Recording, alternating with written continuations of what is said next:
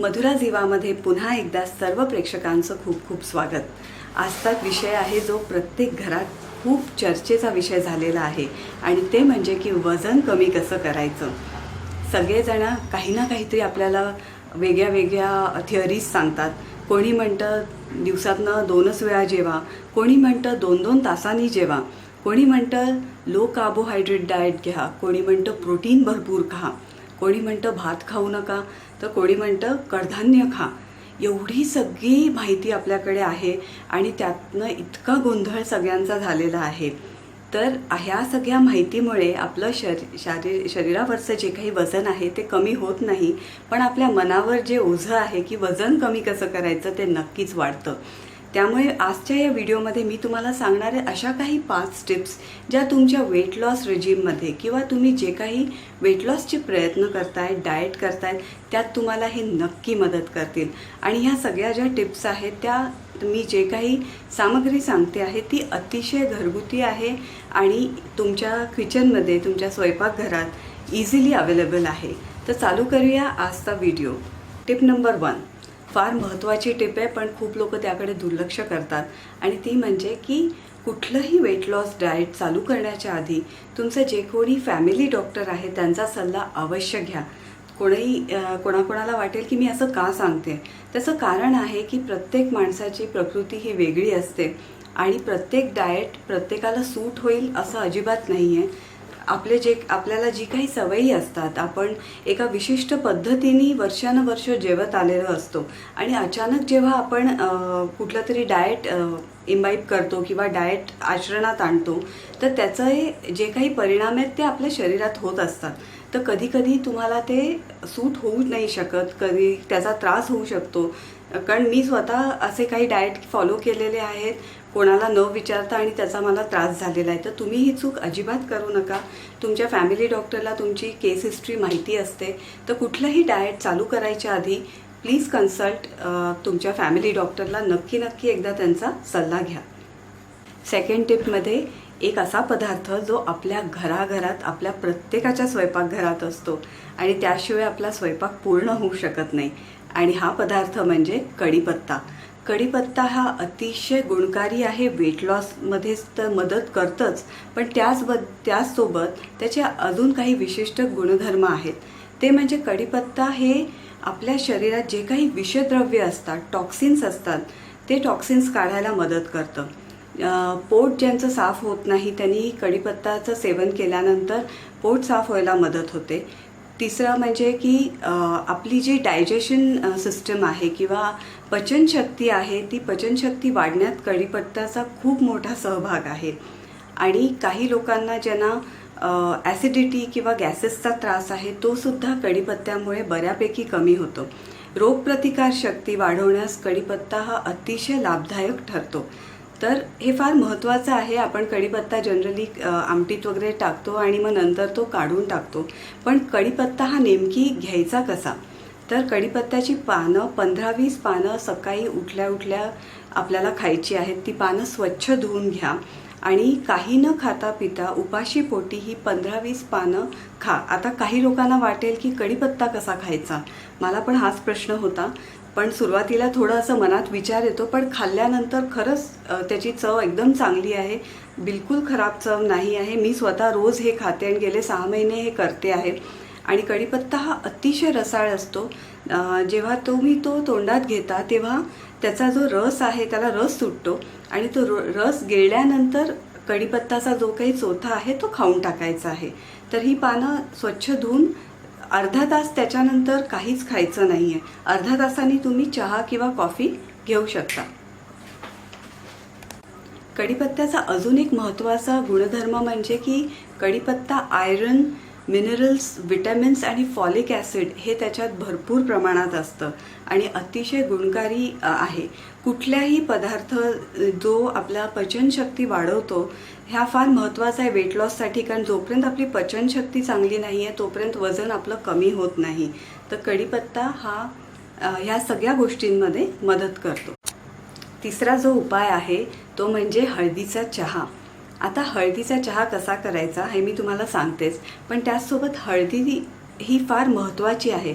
तुम्हाला माहितीच असेल की जेव्हा आपण लहान होतो किंवा आत्तासुद्धा जेव्हा आपला घसा खराब असतो किंवा घशात खवखवतो तर आपल्याला घरात सांगण्यात येतं की गरम दुधात हळद घालून प्यायचं.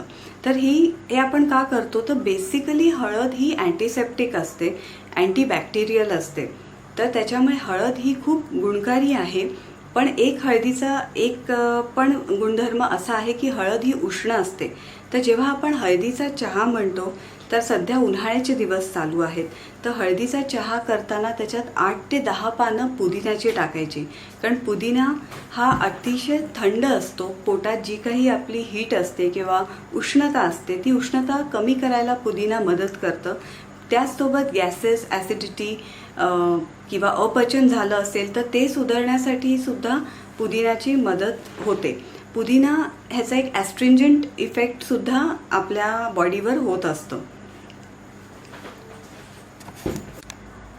हळदीच्या चहामध्ये अजून एक घटक जो वापरणार आहे ते म्हणजे आहे की दालचिनी. आता दालचिनीसुद्धा डायजेशन इम्प्रूव्ह करते आणि त्याचसोबत अँटी इन्फ्लेमेटरी असते. म्हणजे आपल्याला काही दुखत वगैरे असेल तर ते दुखणं जे शरीरात आहे ते कमी करायला दालचिनी खूप चांगली इफेक्ट करते. त्याचसोबत या हळदीच्या चहामध्ये मी तुम्हाला सांगणार आहे स्टिवियाच्या पानांबद्दल. काही लोकांनी ह्याच्याबद्दल ऐकलं असेल. स्टिविया म्हणजे हे एक इंग्लिश नाव त्याला दिलं आहे, पण खरं पाहिलं तर ही तुळशीच्याच टाईप हे पानं असतात आणि ह्याला मधुतुळस असं नाव आहे. आणि स्टिवियाची पानं इझिली पटकन तुम्हाला मिळतील असं नाही. तुम्हाला कुठल्या तरी वेबसाईटवरनं किंवा ॲमेझॉनवरनं तुम्ही ही मागवू शकता. कारण स्टिवियाचं मेन गोष्ट जी खूप लोकांना आवडते ते म्हणजे ही नॅचरल स्वीटनर आहे. ज्या लोकांना गोड खायचं आहे, चहा गोड लागतो पण साखर खायची नाही आहे, ती लोकं स्टिवियाची 4-5 पानं, म्हणजे माझ्या आईला, मावशीला डायबिटीज आहेत तर ती लोकं स्टिवियाची पानं या चहामध्ये टाकतात आणि त्याला एक गोडसर चव येते. स्टिविया डायजेशन इम्प्रूव्ह करतं आणि त्याचबरोबर आपल्या वेट लॉसमध्ये पण खूप छान इफेक्ट करतं. तर स्टिवियाची पानं ॲमेझॉनवर खूप स्वस्त मिळतात आणि तुम्हाला मी त्याची लिंक डिस्क्रिप्शन बॉक्समध्ये दिलेली आहे. पण त्याचसोबत एक लक्षात ठेवा, स्टिवियाची पावडरसुद्धा अवेलेबल आहे. पण शक्यतो ती पावडर घेऊ नका, कारण परत त्याच्यात काहीतरी भेसळ असते किंवा त्यातनं शुगर टाकलेली असते, असं काहीतरी असतं. पण स्टिवियाची जी पानं मी तुम्हाला आता व्हिडिओत दाखवणार आहे ती अशी सुकलेली पानं असतात आणि चहाची टेस्टसुद्धा ती वाढवतात. टिप नंबर 4 म्हणजे अशी एक वस्तू जी आपण फालुद्यात खातो आणि तुम्ही सगळ्यांना ती गोष्ट आवडते आणि ते म्हणजे आहे सब्जाची बिया. सब्जाच्या बिया ह्या कुठल्याही किराण्याच्या दुकानात खूप इझिली तुम्हाला मिळू शकतात. सब्जाच्या बियांची एक खासियत आहे की त्या बिया तुम्ही जेव्हा पाण्यात घालता तेव्हा ते जेलीसारख्या फुगतात. या बिया अँटीऑक्सिडंटचं काम करतात आणि अतिशय थंड असतात. उष्णतेचे जे काही प्रदेश आहेत, आपल्याकडे पण उष्णता खूप असते, त्यावेळी सब्जा जर का तुम्ही दुधातनं किंवा पाण्यातनं घेतला तर आपल्या शरीरातली उष्णता हे सब्जाच्या बिया कमी करतं. त्याचसोबत protein, iron, vitamin, omega 3 fatty acids हे सगळ्या सब्जामध्ये भरपूर असतं. तर सब्जा ज्या लोकांना गॅसेस होतात किंवा ॲसिडिटी आहे त्या लोकांनीसुद्धा सब्जाच्या बिया आपल्या आहारात घेतल्या किंवा सब्जाच्या बियांचं पाणी घेतलं तर त्यांना खूप तो त्रास कमी होण्यात मदत होते. पण त्याचसोबत ज्यांना असं ना शरीरावर सूज आहे किंवा इंग्लिशमध्ये ज्याला आपण ब्लोटिंग म्हणतो, शरीर फुगलेलं असतं, तर कंटिन्युअस तुम्ही सब्जाचं 1 ग्लास पाणी रोज जर का प्यायलं तर 1-1.5 महिन्यातच तुम्हाला ती सूज कमी झालेली दिसते. ब्लोटिंग कमी व्हायला सब्जा खूप मदत करतं आणि गेले वर्षभर मी सब्जाचं पाणी घेते आणि मला खूप छान इफेक्ट त्या सब्जाचा आला. पण 1च ग्लास पाणी प्यायचं. टिप नंबर 5 फार महत्त्वाची टिप आहे. ती म्हणजे की आपण जेव्हा वेट लॉस, डाएट, एक्सरसाइज ह्याबद्दल बोलतो तेव्हा मी पाहिलं आहे खूप सारे लोक ना खूप ऑब्सेस्ड होऊन जातात. वजन कमी करायचं आहे, मग कुठेही गेलं तर मला हे नको, मला ते नको, मग मला कमी साखरेचंच करा. तर असं ऑब्सेस्ड होऊ नका. कारण काय होतं की तुम्ही विचार करा, आपल्या आया, आपली आजी, आपल्या सासूबाई ह्यांनी कधी वेट लॉस किंवा डाएट अशा गोष्टी त्यांच्या डोक्यात होत्या का? आणि आत्तासुद्धा त्या ठणठणीत आहेत, आपल्यापेक्षा जास्ती काम करतात, एनर्जी लेवल्स खूप छान आहेत. तर हे कशामुळे होतं, तर कुठल्याही गोष्टीचं आपण ना खूप जास्ती फॅड करतो किंवा खूप ऑब्सेस्ड होऊन जातो. तर माझी एक खूप नम्र विनंती आहे सगळ्यांना, वजन आपल्याला कमी करायचं आहे, आपल्याला हेल्दी राहायचं आहे, पण त्याच्यात ऑब्सेस्ड होऊ नका, त्या फॅडिस्ट होऊ नका. त्या बाबतीत आनंदी राहणं फार महत्त्वाचं आहे. आनंदी राहाल तर तुमचं मन आनंदी राहील, तुमचं शरीर आनंदी राहील, तुमच्या शरीरात कुठले रोग होणार नाहीत. आणि डाएट एक्सरसाइज तर करायचीच आहे आपल्याला ह्यासोबत. मी तुम्हाला आता जे काही 5 टिप्स दिल्या आहेत त्या तुमच्या वेट लॉसचं जे काही रुटीन आहे त्याच्यात नक्की तुम्ही वापरा आणि बघा तुम्हाला कसा फरक पडतो. मला कमेंट सेक्शनमध्ये सांगा की तुम्हाला त्याचा काय इफेक्ट आला. माझा जर का हा व्हिडिओ तुम्हाला आवडला असेल तर सगळ्यांपर्यंत हा पोचवा. फार महत्त्वाचं आहे ते, कारण खूप जण व्हिडिओ बघतात आहेत पण खूप कमी लोक सबस्क्राईब करत आहेत. तर प्लीज माझ्या व्हिडिओला सबस्क्राईब करा. आपलं हे मधुरा झिवा चॅनल आपल्याला खूप मोठं करायचं आहे आणि त्यासाठी मला तुमची मदत अगदी हवी आहे. तुमचं सहकार्य हवं आहे, सपोर्ट हवा आहे. तर प्लीज माझ्या चॅनलला सबस्क्राईब करायला बिलकुल विसरू नका. आणि वेट लॉसचा जे काही प्रयत्न आहेत त्याला डाएट एक्सरसाइज हे चिकाटीने करा. कारण वेट लॉस करायचं असेल, कुठलं ध्येय आपल्याला गाठायचं असेल तर त्यासाठी सातत्याने प्रयत्न करावे लागतात, पेशन्स लागतो.